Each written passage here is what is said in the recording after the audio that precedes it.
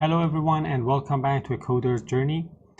I hope you've had a chance to check out our previous episode where we laid the groundwork on what clean code is all about. If you haven't, I highly recommend giving it a watch because everything we talk about today really builds on those core ideas. As a reminder, you can get the full source code of this episode from the repository link in the description along with the complete note files to reinforce your learning. Without further ado, let's jump into episode number 2, where we will be talking about naming, comments, and readability. Now, in the world of coding, bad names are often the number one culprit behind code that's hard to read and understand. But here's the good news. If you take the time to name things well, your code can practically document itself. Now, let's talk about some of the good naming conventions in C#. So, good naming conventions. Let's start by talking about some key naming conventions. The first one is that your names should always reveal intent. So we sometimes call them intent revealing. So your name should always reveal intent. A name should tell you what a piece of code does, not just how it does it. Always try to prefer descriptive names, longer names over short, cryptic names. And don't be afraid to spell things out. And of course, always follow the standard naming conventions. Use Pascal casing. So Pascal casing, this is again a convention in C# for classes, methods, and properties. Use camel casing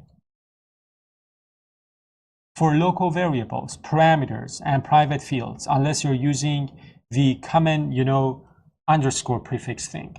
And finally, avoid abbreviation unless they're universally known, like HTML. HTML, even though it's like an acronym, it is universally known to developers. Now let's go through some example. Let's see some of these rules in actions. I am going to create some, classes and go through some, different pieces of code. So in my, class library here, I have removed the classes from episode number 1, and I am going to create a class. And then I'm going to talk about some of the issues of this class. So take a look at the definition of this class.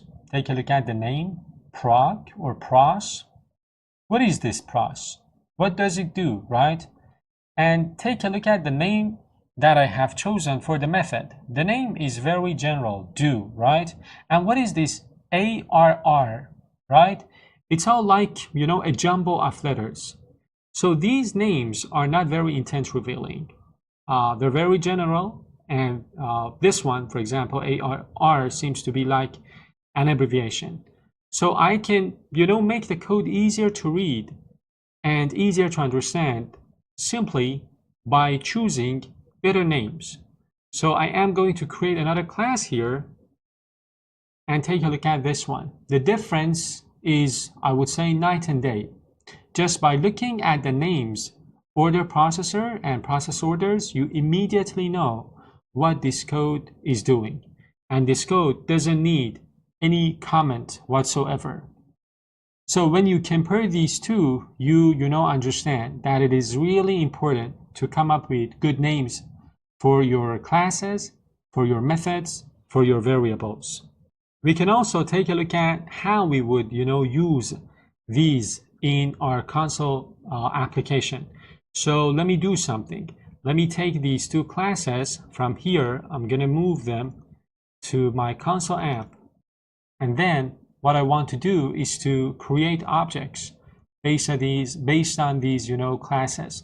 So we have that type called pros, and we have order processor, right? So I'm going to create some, objects from these classes. I am sure that you agree that the second example reads so much more naturally. The names themselves explain the purpose of the code, making comments almost unnecessary. Now, comments. I want to talk a little bit about comments. Let me save this. And I know that we're always, encouraged to put comments for our code.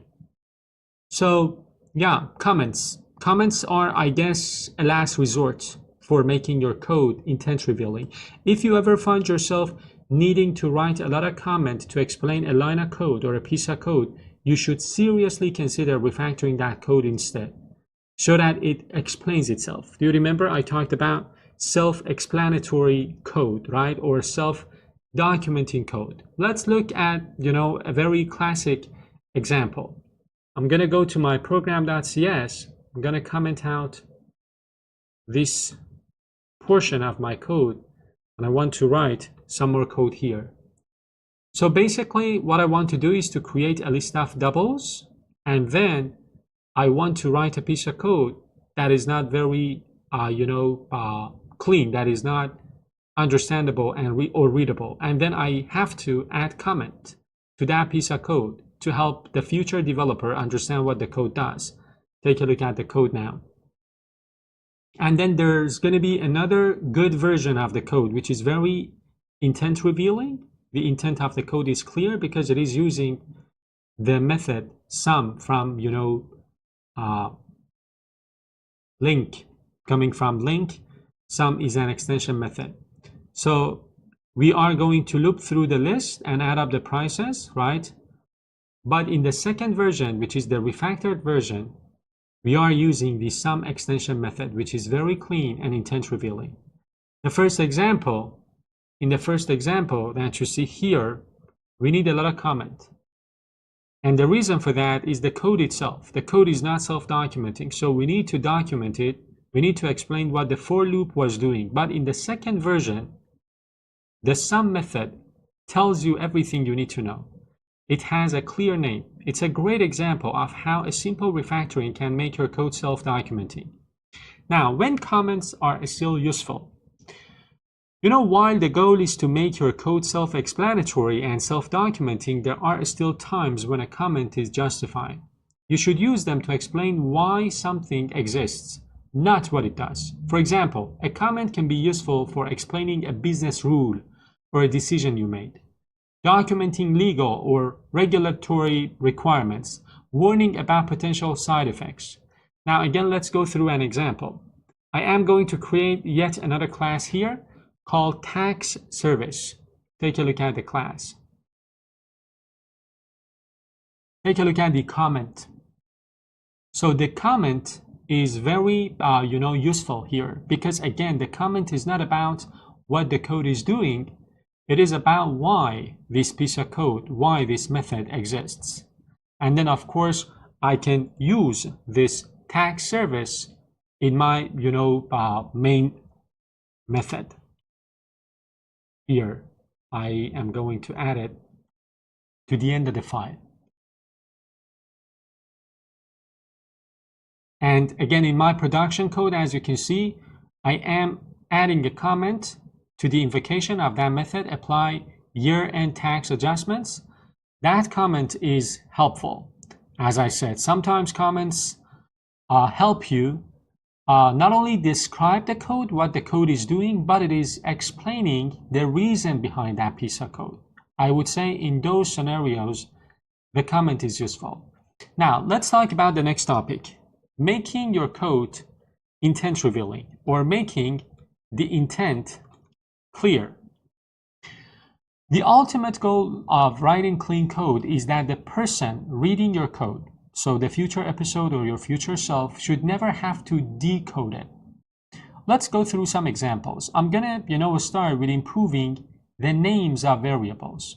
So I'm gonna work on a full working example that shows the importance of having good names for your variables. And I am going to write my code here. So let's take a look at some examples first for bad names for some variables. And then I'm gonna tell you why these are bad names. So the first variable is called D, and then there is a value there. And is it discount? Not clear. The next one is called T. You see, the reason why the first category consists of bad names. Again, as you can see, these examples are very confusing. By looking at the code, you have no idea what D or T are by looking at them. So However, in the next chunk, the good examples, they tell a clear, story. The intent is very clear. The names of the variables are very descriptive, and the code itself is very self-documenting. Always try to come up with expressive, good names, meaningful names for your variables, for your methods, for your classes, names that convey a lot of meaning. The next example that I want to talk about is another, technique called method extraction, or extracting a piece of code into a method to improve clarity and to, increase reusability. This method extraction is a great way to make your complex code more readable, because you can, assign a descriptive name to a long piece of code. And we are going to create another code file here, or let's create it here. So I'm gonna remove this, and then I am going to create some classes. The first class is called user, and it has two properties, age and has signed consent form. And then I want to create the next class. It is called registration service,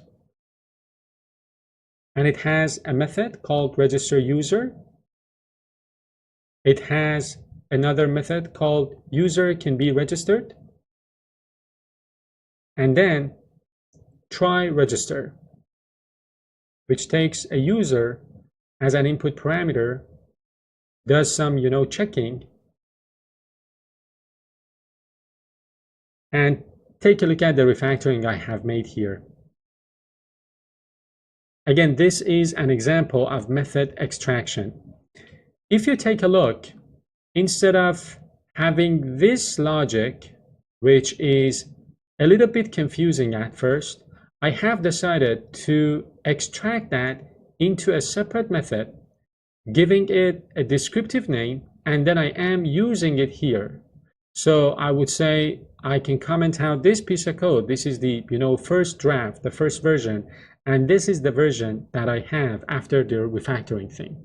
Again, in this example, we've taken a very complicated conditional statement and extracted it into a private method. And I have chosen a very descriptive name for that method. It makes my code readable. Now, when you read the if statement, it reads like a simple English statement, right? If user can be registered, this is a huge win for readability. Now, the third example is about replacing magic numbers with name constants. I touched on the topic of magic numbers and magic strings in the previous episode. So we're going to revisit magic numbers here. We again talked about this last time, but it is so important, I guess, that it bears repeating. I'm going to create a class in my console app this time here, and I am going to, talk about this. So the first class is called order, and it has a property called total. And then what I want to do in my main method is that I want to, I want to use that. I want to create an order object, and then take a look at the example of using a magic number. The magic number is 1000. Again, a question is that why am I using this number here? I have to guess it, right? Basically, I have to guess the meaning behind this number, and it is not very descriptive nor intent revealing. However, in this version, the refactored version, we've given that magic number a descriptive name: premium, customer, threshold. Now the code reads perfectly clear. And that was it, guys. To wrap up, remember these key takeaways. Names are very important. Names are, I would say, the first level of documentation. If you come up with good descriptive names for your variables, classes, methods, you make the code self-documenting. Always prefer refactoring over commenting. When you're tempted to add a piece of comment to your code, just stop for a second, think about your code. Think about refactoring techniques. Make sure you refactor your code, you make your code intent revealing, and more often than not, you do not need to add any comment whatsoever. Strive to make your code self-explanatory. Comments should be reserved for explaining why something is there, not what it does. And thank you so much for watching. If you enjoyed watching this second episode, make sure you give the video a thumbs up, subscribe to the channel, and I will see you in the next one.